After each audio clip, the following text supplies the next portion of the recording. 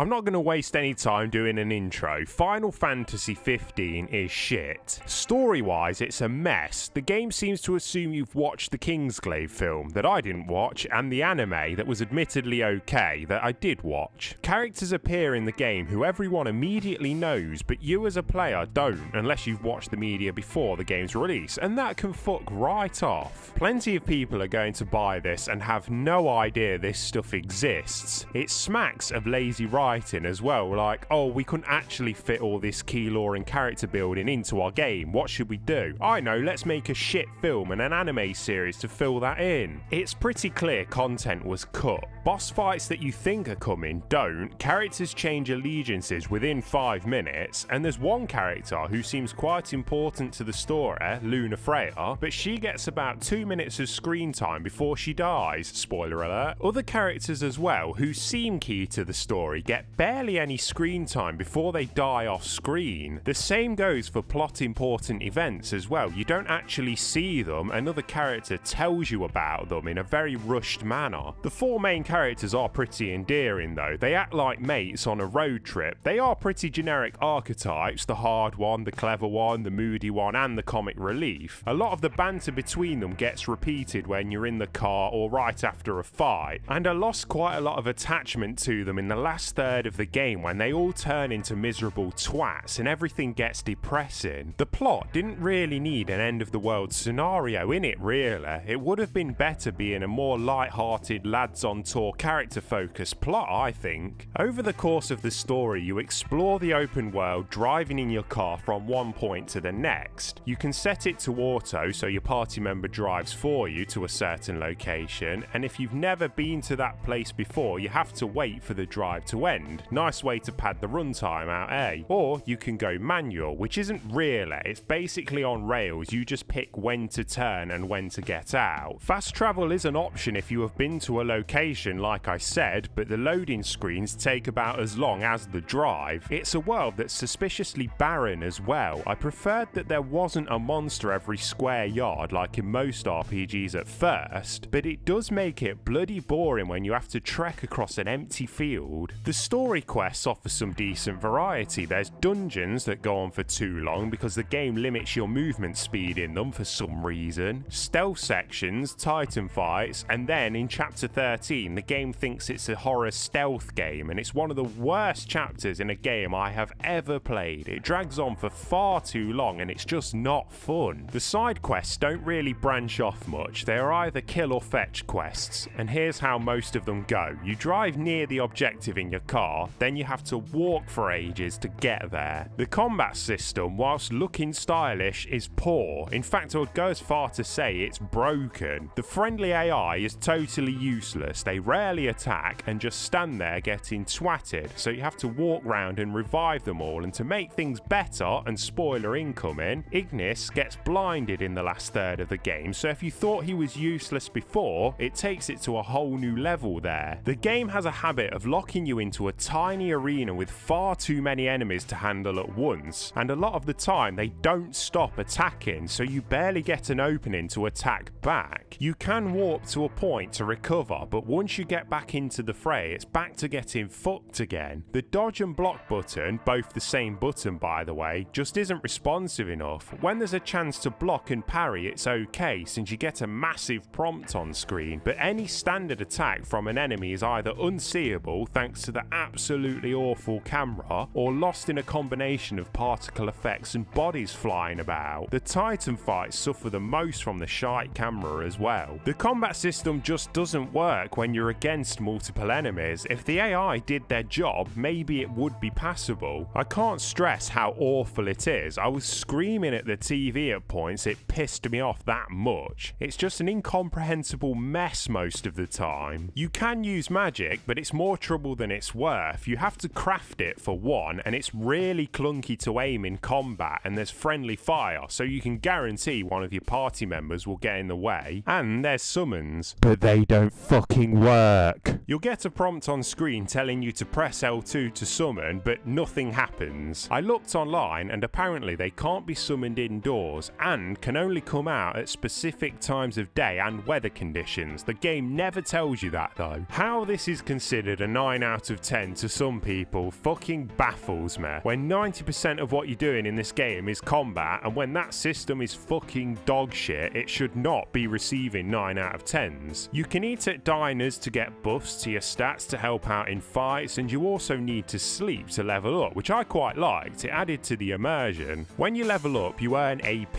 You can also get it from other things, and it's used to acquire new skills both for yourself and party members using the Ascension board, which is pretty intimidating as there's a lot of categories and skills to choose, and there's no real specific way to build your characters, sadly. I know I'll receive the "you suck at the combat, that's why you didn't like it" by fanboys, but no element of this game is by any means good, story, gameplay or presentation. The game looks really blurry, and some of the indoor areas look like a PS3 or 360 game spruced up a bit. Ignis sounds like someone doing a stereotypical impression of a British person. Gladius sounds like a third-rate Piccolo from Dragon Ball Z. Prompto and Noctis though, their voice actors are really good, especially Noctis. He really does carry the emotion and dry wit that the character has. Let's round it off with positives though. I like the soundtrack and I like the sleeping and eating mechanic. That's it. Bye.